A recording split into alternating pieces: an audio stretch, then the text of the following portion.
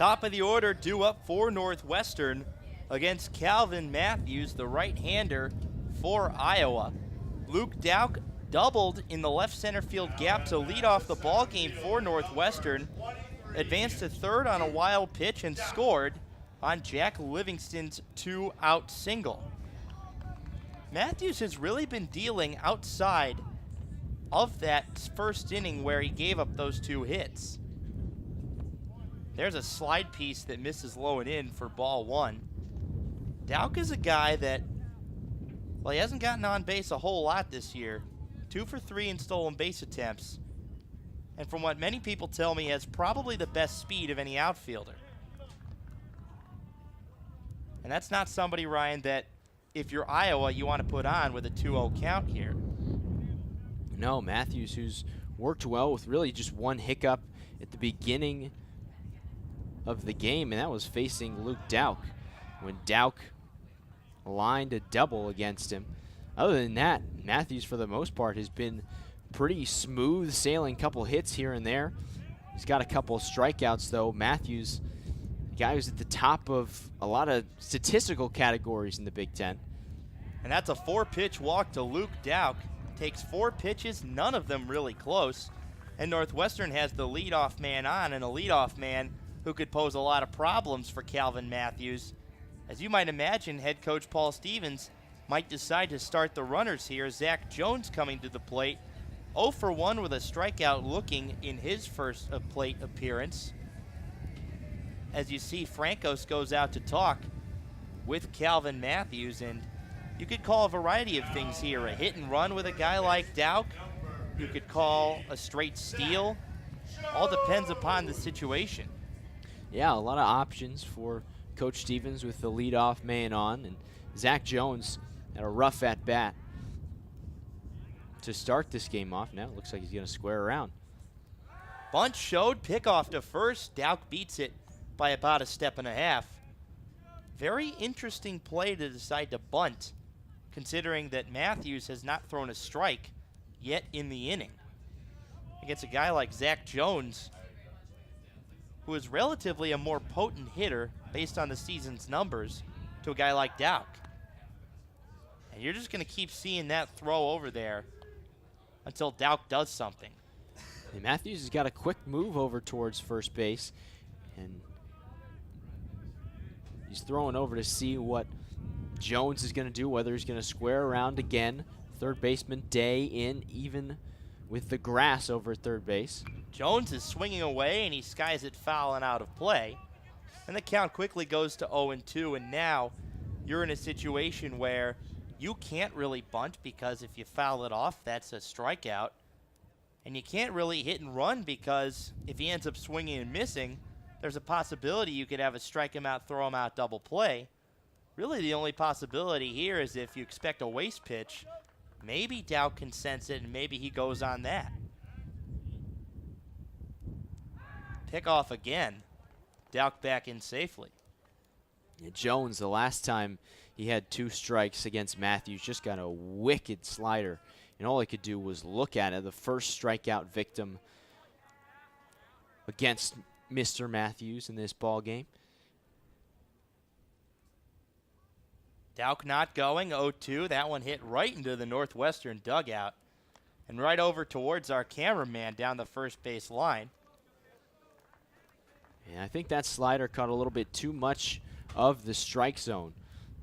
Matthews looked like he was trying to backdoor him, started off the outside part of the plate, front door him actually. Outside part of the plate, have it break across the black, but no, caught a little bit too much of the heart of the plate. Jones able to fight it off. 0-2 again. Jones skies it foul again. And a good battle going here between Zach Jones and Calvin Matthews. Jones, the sophomore from Glenview, Illinois, one of 3 players on this team that attended Glenbrook South High School. The others being Cody Stevens and Cody Livman. Fastball misses high. That was a good waste pitch there. Count to 1-2. Matthews leads the Big Ten in strikeouts. He's second in innings pitched with 53. Opponents are hitting just 225 against him. He's top 11 in ERA, and he's doing it all with 2 pitches, just a fastball that he mixes speeds with and a slider, and that's strange to see out of a starting pitcher. Dowk tried to go. Fastball misses low in the dirt. Francos is on it. Dowk started over at first, but decided to hold up. Francos was on that one as it bounced in front of the plate, just pounced on it. More than likely, Dowk would have been out at second base had he tried to test the arm of Francos. And with Matthews, you think he's a sophomore, one of the outstanding young pitchers in the conference. Dowk does go, swing and a miss, strike 3, throw down to second base, and Dowk makes it safely. So Jones is not able to bunt the runner along, but essentially Dowk gets in scoring position. That was the objective. That's Jones' second strikeout of the day, and Northwestern has the go-ahead run in scoring position with 1 out.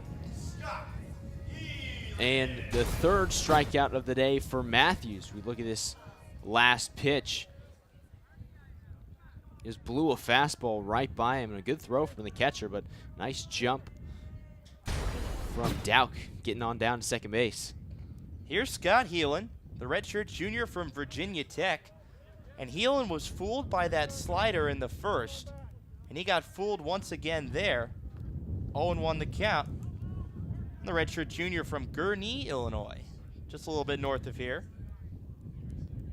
Comes from Virginia Tech, where he's a transfer, and now they got a pretty darn good catcher out there with the Hokies, Mark Zagutsis, who played in the Cape League this summer. Greg, we were fortunate enough to get to see him play, and he was just a big, strong, powerful right-handed hitter. Kid with a very bright future, and Heelan has come into Northwestern and gotten a lot of time behind the dish and has really been a nice player for these Wildcats. Zagunis played for the Harwich Mariners last summer. Head coach Steve Englert, the Eastern Division champions of the Cape League last year. Matthews stares back at second, 0-2, tried a slider once again in the dirt. He got Heelan swinging and missing on 2 straight sliders. Figured don't mess around with what's been working. Heelan can't really seem to ID that slider out of Matthews' hands.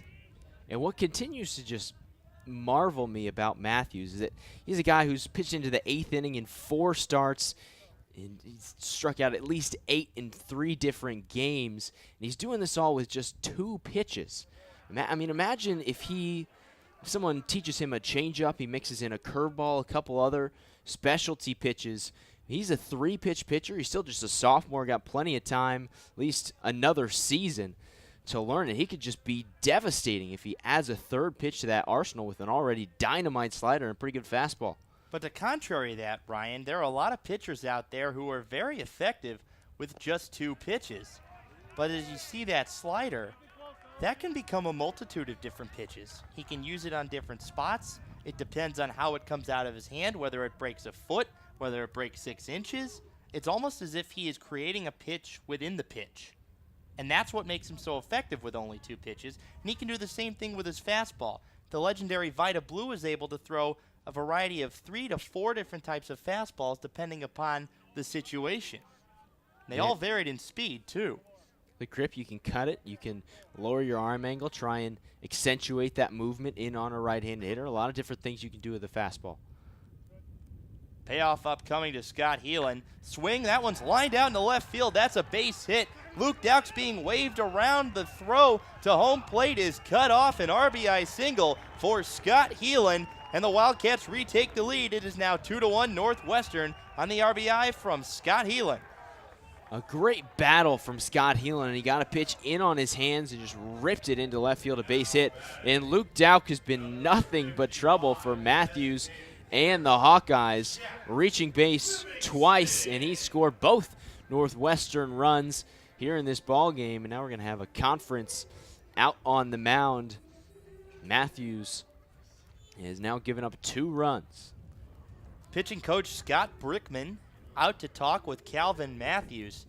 And I think the trend has really been the same. Northwestern hitters, in each of their 4 hits, have been able to take inside fastballs and drive them hard to that respective field. You saw Livingston take an inside fastball back in the first, drive it out into right field. Luke Dowk took an outside fastball and drove it out into left center. And then Heelan right there took an inside fastball and poked it out into left. So right now the common trend is fastballs are getting hit. And his best pitch has been his slider. And that's where if the fastball's not working for you and the slider is the best pitch to throw, which he uses to get strike one against Livingston, that's where potentially a changeup, mixing a curveball as well, another pitch to mix it up and keep hitters off balance, I think could really help elevate the game of Matthews beyond the talent that he already has. Pick off to first, but back safely, Scott Heelan. Livingston 1 for 1, had that RBI single back in the first. The senior designated hitter from Kalamazoo, Michigan. One of 3 players on this roster from the state of Michigan. The others include Jack Quigley and Luke Dowk. Fouled off down the left field line. Livingston has a home run this season. He did it in a midweek game back a couple of weeks ago against Eastern Michigan in Ypsilanti, Michigan. Sent a shot out to right center field. Northwestern would eventually end up losing the game 9-8. They packed up their bags and went to Penn State the next day. They drove all the way back from Penn State, 13 hours. Check swing, appeal, and they say he foul tipped it into the glove. Livingston strikes out for the second out of the inning. 4th strikeout for Matthews, and as mentioned earlier in the inning, he struck out 8 in 3 separate ball games. The Big Ten strikeout leader, and he's got good strikeout stuff on display this afternoon. He's a guy that eats up a lot of innings. You don't see strikeout guys usually go too deep into ball games, but he has that capability to eat up a lot of innings and throw a lot of pitches. Real live arm from Calvin Matthews. Joe Hoscheit, 0 for 1. He grounded out to third to end the bottom of the first. Hoscheit, the freshman left fielder from St. Charles, Illinois. That pitch is skied over the press box and out of play. Count even at 1-1. Hoscheit, one of 3 Wildcats to start every game so far this season. Hoscheit's also played a variety of positions. Started the season out in left, has played a couple of games at third. Has also seen the DH hole a couple of times. Righty-righty matchup. Heelan's got about a 3-step lead at first. Peyton is holding him on.